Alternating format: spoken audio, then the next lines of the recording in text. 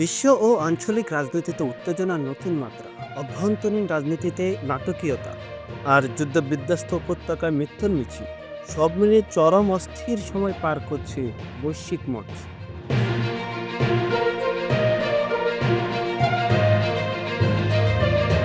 Remand শুনানিতে নাটকীয়তা, বিষণ্ণ মমতাজের মুখেও হাসি।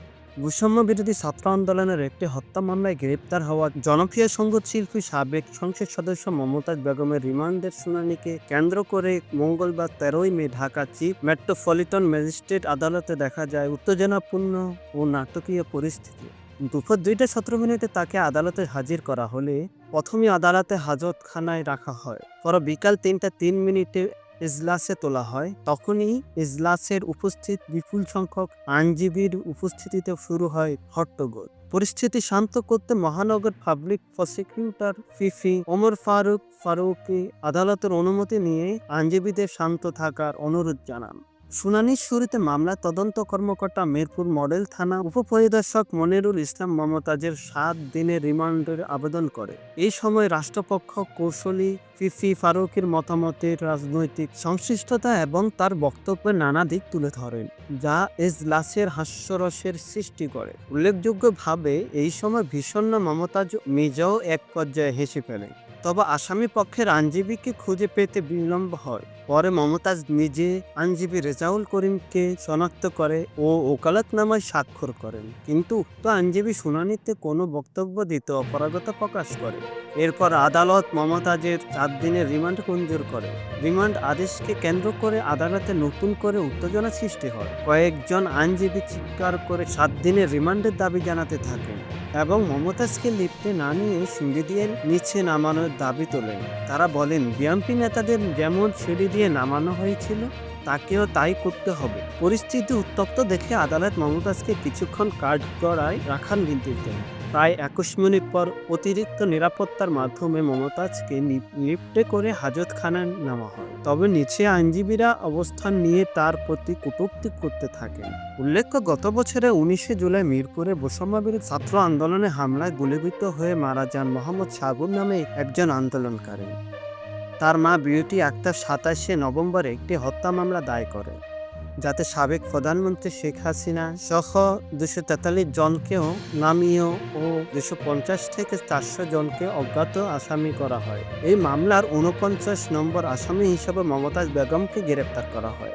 রিমান্ড আবেদনে বলা হয়, আন্দোলন দমনে মমতাজ বেগম ছাত্র জনতার উপর নিপীড়নকে ক্যাডার বাহিনীকে উৎসাহ দিয়েছে এবং গুলিবর্ষণে তার প্রত্যক্ষ ও পরোক্ষ ভূমিকা রয়েছে। মামলার পলাতক আসামিদের অবস্থান ও ঘটনার রহস্য উদ্ঘাটনে তাকে জিজ্ঞাসাবাদ করেছে। আওয়ামী লীগ নিষিদ্ধের সিদ্ধান্ত, আন্তর্জাতিক অপরাধ ট্রাইব্যুনাল বিচার শেষ না হওয়া পর্যন্ত কার্যক্রম স্থগিত। স্বৈরতন্ত্র ও সন্ত্রাসী কর্মকাণ্ডের অভিযোগে বাংলাদেশ আওয়ামী লীগকে নিষিদ্ধ করার দাবিকে গুরুত্ব সহকারে বিবেচনা নিয়েছেন অন্তর্বর্তী সরকার। জাতীয় নাগরিক পার্টি এনসিপি এবং অন্যান্য রাজনৈতিক দল ও সংগঠনের দাবির প্রেক্ষিতে সরকার আনুষ্ঠানিকভাবে জানিয়েছে, আন্তর্জাতিক অপরাধ ট্রাইব্যুনালে বিচার প্রক্রিয়া শেষ না হওয়া পর্যন্ত আওয়ামী লীগের সব কার্যক্রম স্থগিত থাকবে। উপদেষ্টা পরিষদের জরুরি বৈঠকের সিদ্ধান্ত, শনিবার রাতে অনুষ্ঠিত এক জরুরি বৈঠকে অন্তর্বর্তী সরকারের উপদেষ্টা পরিষদ এই সিদ্ধান্ত গ্রহণ করে। বৈঠক শেষে উপদেষ্টা আসিফ নজরুল জানান, আওয়ামী লীগ এবং এর সহযোগী সংগঠনসমূহের বিরুদ্ধে আন্তর্জাতিক অপরাধ ট্রাইব্যুনালে বিচার শেষ না হওয়া পর্যন্ত তাদের সব ধরনের কর্মকাণ্ড নিষিদ্ধ করা হয়েছে। এই নিষেধাজ্ঞা সবার স্পেস সব ক্ষেত্রেই প্রযোজ্য হবে। তিনি আরও বলেন, জুলাই আন্দোলনের নেতাকর্মীদের নিরাপত্তা এবং বাদী ও সাক্ষীদের সুরক্ষা নিশ্চিত করতে সন্ত্রাস বিরোধী আইনের আওতায় এই সিদ্ধান্তে নেওয়া হয়েছে। আইনি কাঠামো পরিবর্তন, সরকার ইতিমধ্যে আন্তর্জাতিক অপরাধ ট্রাইব্যুনাল আইনি সংশোধনী আনার সিদ্ধান্ত নিয়েছে। সংশোধনী অনুযায়ী ট্রাইব্যুনাল কোনো রাজনৈতিক দল, তার অঙ্গ সংগঠন বা সমর্থন গোষ্ঠীকে দণ্ড প্রদান করতে পারবে। আসিফ নজরুল বলে, এই পরিবর্তনের ফলে মানবতা বিরোধী অপরাধের জন্য শুধু ব্যক্তিগত নয়, সংগঠনকেও জবাবদিহিতার আওতায় আনা সম্ভব। ছাত্রলীগ নিষিদ্ধ, এনসিপির আন্দোলন ও গণদাবি। সরকার আরও জানায়, জনদাবির প্রতি সম্মান জানিয়ে ছাত্রলীগকে ইতিমধ্যে সন্ত্রাসী সংগঠন হিসেবে নিষিদ্ধ করা হয়েছে। আওয়ামী লীগ নিষিদ্ধের দাবিতে সদ্য গঠিত এনসিপির 2 দিন ধরে কর্মসূচি চালিয়ে যাচ্ছে।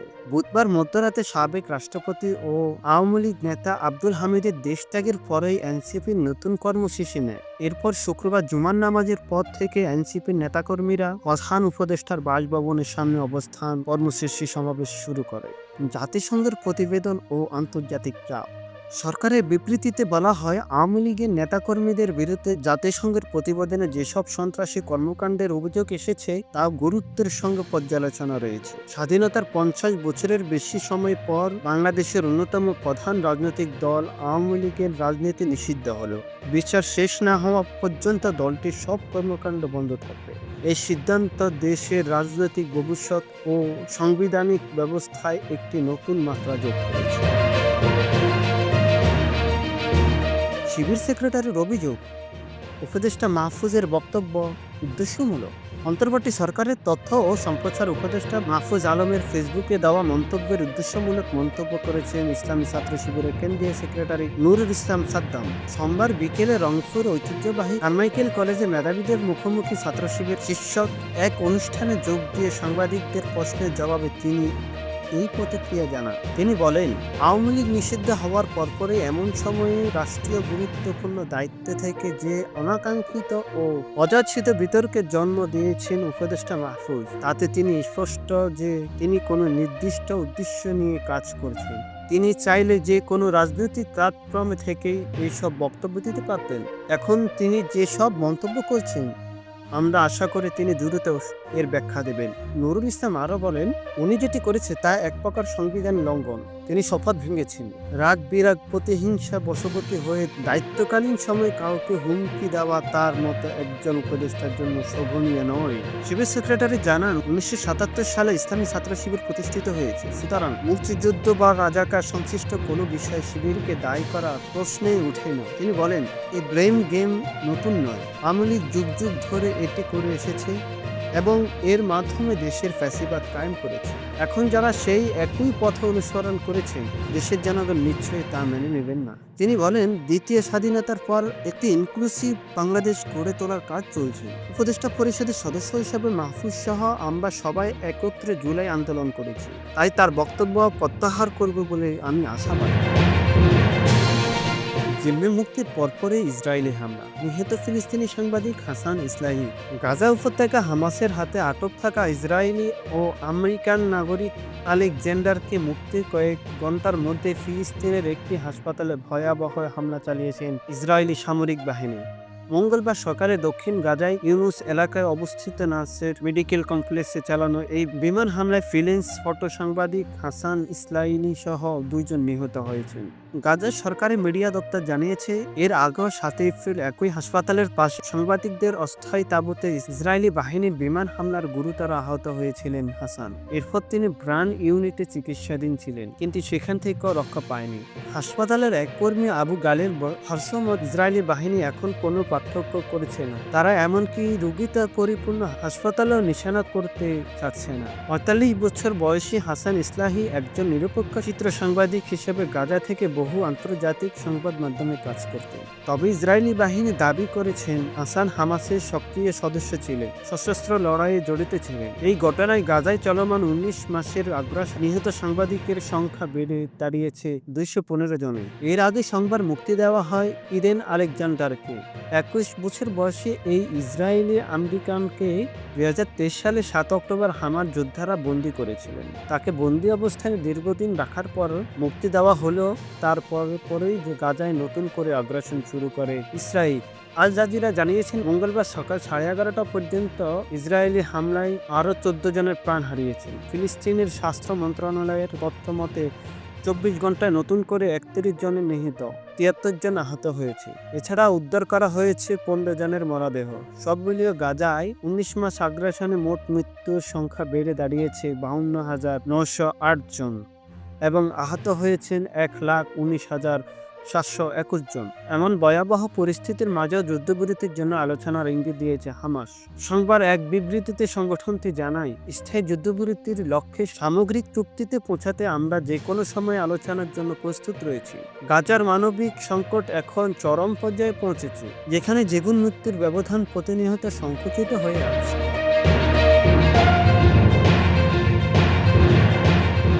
পুতিনের তেহরান সফরের প্রস্তুতি নিচ্ছে ইরান। রাশিয়ার প্রেসিডেন্ট পুতিনের সম্ভাব্য তেহরান সফরে ঘিরে প্রস্তুতি নিচ্ছে ইরান। সোমবার রাশিয়ার রাষ্ট্রীয় সংবাদ সংস্থা RIA এক প্রতিবেদনে এই তথ্য জানিয়েছেন। প্রতিবেদনে বলা হয়, ইরানের সরকারি মুখপাত্র ফাতেমা মহাজেরানি জানান, পুতিনের সফর নিয়ে কাজ চলছে, প্রতিক্রিয়া প্রস্তুতি পর্যায়ে রয়েছে। তবে ক্রেমলিন এ বিষয়ে এখনও আনুষ্ঠানিক কোনো মন্তব্য করেনি। বিশ্লেষকরা বলেছেন, মধ্যপ্রাচ্যে সামরিক উত্তেজনার মধ্যে রাশিয়া সাধারণত সরাসরি সংঘাতে জড়াতে সতর্ক থাকে। যদি 2015 সালে সিরিয়া তথা সামরিকভাবে হস্তক্ষেপ করেছিল। এর আগে 2022 সালে ইউক্রেনে পূর্ণমাত্রায় সামরিক অভিযান শুরু করার পর পুতিন প্রথমবার দেশের বাইরে ইরান সফর করেন। এই সময় তিনি ইরানের সর্বোচ্চ নেতা আয়াতুল্লাহ আলী খামেনির সঙ্গে সাক্ষাৎ করেন। উল্লেখযোগ্যভাবে ইউক্রেন যুদ্ধের প্রেক্ষাপট মস্কো তেহরান থেকে ড্রোন সহ বিভিন্ন অস্ত্র সংগ্রহ করেছে। চলিত বছরে দুই দেশের 20 বছরের একটি কৌশলগত অংশীদারিত্ব চুক্তি সক্ষম করেছে। ভারত পাকিস্তান সংঘাতে যুদ্ধবিরতি, যুক্তরাষ্ট্রের মধ্যস্থতায় উত্তেজনার অবসান, প্রশ্নের মুখে মোদী সরকারের কৌশল। দক্ষিণ এশিয়ার দুই পারমাণবিক শক্তিধর রাষ্ট্র ভারত পাকিস্তানের মধ্যে টানা কয়েকদিনের সংঘাতের পর শেষ পর্যন্ত যুদ্ধবিরতিতে পৌঁছেন দুই দেশ। 10 মে যুক্তরাষ্ট্রের প্রেসিডেন্ট ডোনাল্ড ট্রাম্প আনুষ্ঠানিকভাবে ঘোষণা দেন যে ভারত ও পাকিস্তান পূর্ণাঙ্গ ও তাৎক্ষণিক যুদ্ধবিরতিতে সম্মত হয়েছে। এই যুদ্ধবিরতির পেছনে গুরুত্বপূর্ণ ভূমিকা পালন করেছেন হোয়াইট হাউসের কূটনৈতিক চাপ ও মধ্যস্থতা। মার্কিন গণমাধ্যমগুলোর বরাত দিয়ে জানা গেছে, এই উদ্যোগে নেতৃত্ব দেন ভাইস প্রেসিডেন্ট JD ভ্যান্স, পররাষ্ট্রমন্ত্রী মার্কো রুবি ও চিফ অফ স্টাফ সুজি হোয়াইটেস। সংঘাত আরও ব্যাপক রূপ নিতে পারে এমন আশঙ্কায় তারা তৎপর হন। JD ভ্যান্স ভারতীয় প্রধানমন্ত্রী নরেন্দ্র মোদী সরাসরি সতর্কতা করেন এবং পাকিস্তানের সঙ্গে আলোচনার পরামর্শ দেন। যুদ্ধবিরতির ঘোষণা এবং ভারতীয় প্রতিক্রিয়া। যদিও বিশ্বজুড়ে এই যুদ্ধবিরতি স্বস্তির নিঃশ্বাস ফেলেছে, তবে ভারতের অভ্যন্তরে এই সিদ্ধান্ত ঘিরে তৈরি হয়েছে বিতর্ক। অনেক ভারতীয় রাজনৈতিক ও সাবেক সেনা কর্মকর্তা ট্রাম্পের মাধ্যমে যুদ্ধবিরতির ঘোষণাকে কূটনৈতিক পরাজয় ও বহিরাগত হস্তক্ষেপ হিসাবে দেখছেন। ভারতের সাবেক সেনাপ্রধান বেদ প্রকাশ মালিক প্রশ্ন তোলেন, আমরা এই সংঘাত থেকে কি ফিরলাম? অন্যদিকে সংসদ সদস্য আসাদুদ্দিন ওয়াইসি বলেন, এত বড় সিদ্ধান্ত আমাদের প্রধানমন্ত্রী না নিয়ে একজন বিদেশি নেতার মুখে কেন আসবে? ওয়াইসি আরো বলেন, আমরা তো 1972 সালে সিমলা চুক্তির পর থেকে তৃতীয় পক্ষের হস্তক্ষেপের বিরোধী ছিলাম, তাহলে এবার কেন এই মধ্যস্থতা গ্রহণ করলাম? কাশ্মীর কেন্দ্রিক উত্তেজনা ও সামরিক অভিযানের প্রতিক্রিয়া।